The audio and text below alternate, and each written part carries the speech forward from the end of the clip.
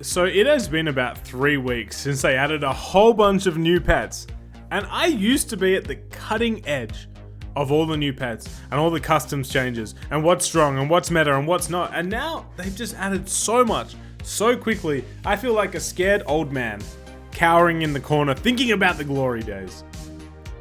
However, I did make one video from the new pets, and that featured the red-lipped batfish. Start a battle, transform the opposite enemy into any faint pet. And it was a good time, and I thought this pet is so up my alley. And then a comment came along from Pablo. And Pablo was like, why does no one use churros? Churros is perfect for this pet.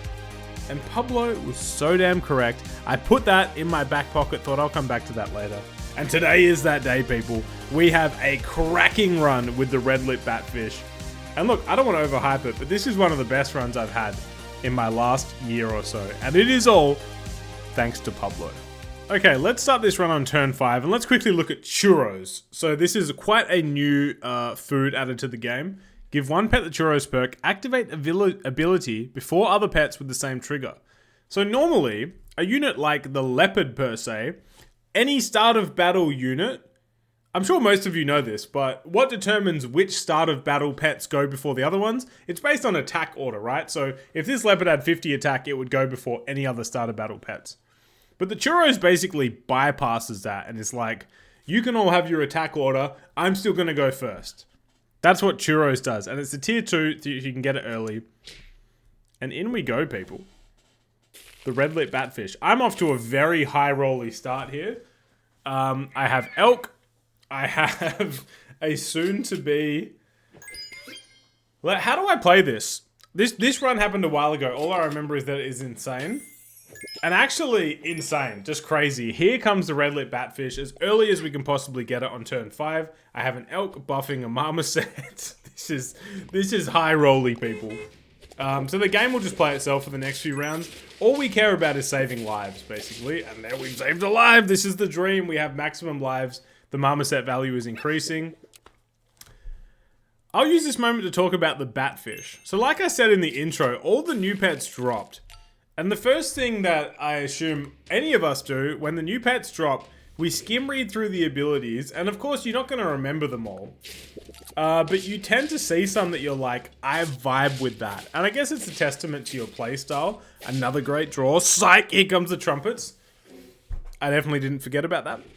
Yeah, you tend to narrow in on certain pets that match your playstyle. You know, what do you like? What gets you logging onto Super Auto Pets? What type of pets? And the red-lipped batfish, for me, just ticks that box. Now, I'll tell you, it is stupidly overpowered. But that's not the reason I like it. I like it because I like pets that can disrupt enemy teams. And that didn't used to be a term. Now it literally has the tag in the game, disruption pets. All that means is I like pets who can come in and I can mess with your order like a donkey, or I can have a guana or royal flycatcher and mess with your summon tech. I like wombat where I can copy your abilities and make it better.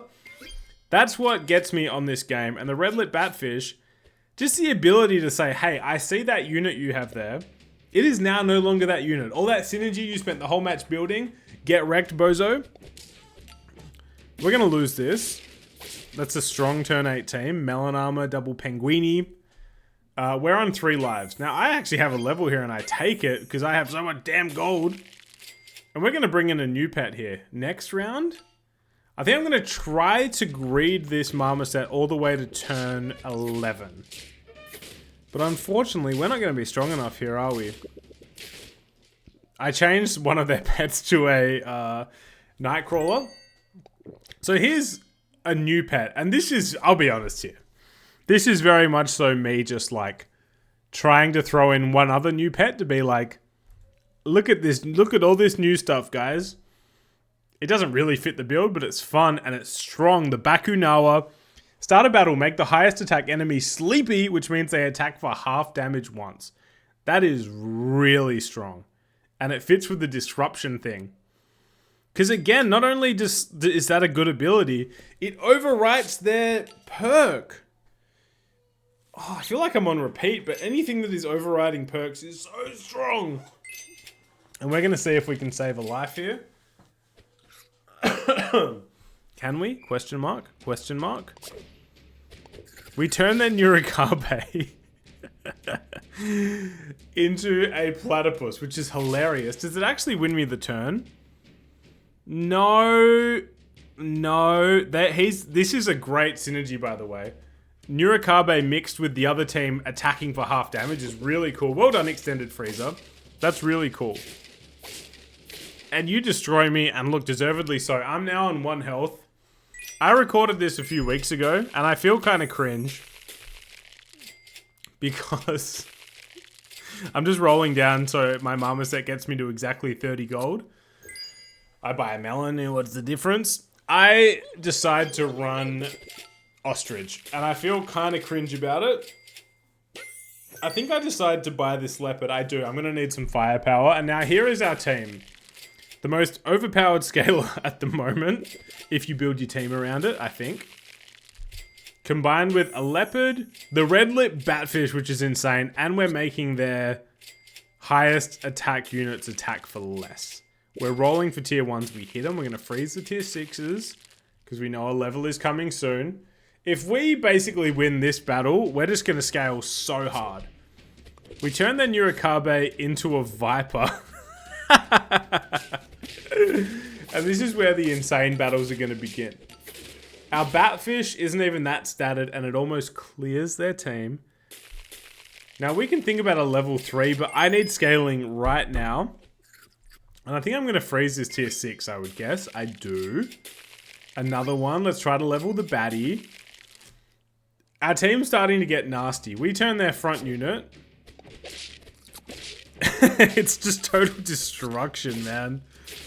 It's so good. And we've still got 5 wins to go. And when I say there are some incredible battles coming up, believe you me, there's something nasty up that. What is that from? Is that a nursery rhyme? No, like and subscribe for nursery rhymes. We hit our level. Freeze, freeze, freeze. I just want a batfish or a tier 6. There's a tier 6. 3 tier 6s in shop. Roly-poly. We don't hit our buff, but our team is... we've actually kind of got unlucky with rolls, to be honest.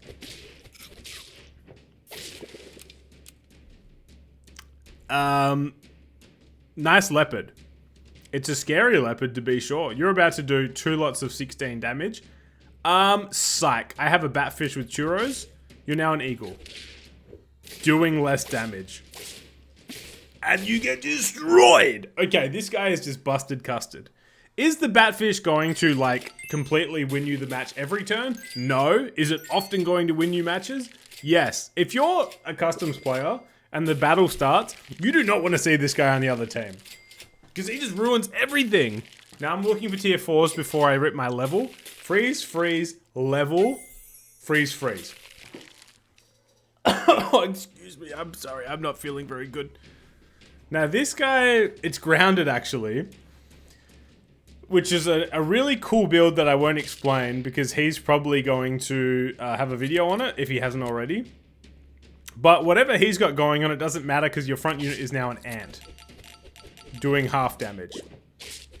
And it's hilarious because the Anubis... the Anubis still triggers, so he's rocking some Anubis ants. Freeze, freeze. I do feel cringe. Why is that real velocity? I get never punished? Yeah, why is the tier 4 frozen? We're all very confused. Freeze your tier 5s, you hit it. You freeze your tier 3s. You don't hit it, you unfreeze everything. I guess I really want this final batfish. Nice mantis shrimp. Shame if you are now a visitor. And we crush him. 8 wins. 8 wins. 8 wins. I don't want to spoil too much. Just let me pause real quick. I have to go to be a husband quickly. I'll be back. I'm so back. We're so back. Let's roll. We're red-lipped and we're batfishing, you know? Just a common Saturday night for most of you, I'm sure. I don't know what that meant. Anyway, so there's 2 wins left. I'd once again like to apologize for ostriching. take a second right now. If you've watched a lot of my videos, or Grounded's videos, or Flame's videos, or you've just played, or Metabrusque, or any customs YouTuber, or you play customs yourself, pause. This guy has made such a creative build that can lead to a front nurse shark. The strawberries get turned into trumpets. Your whole fun is ruined. It's now a stilt. So then, yeah, what I was saying is if you've played or watched customs, you've heard of a guy called Yogru. Y-O-G-R-U. And this guy, for the better part of like maybe 6 to 12 months, has only played vulture builds.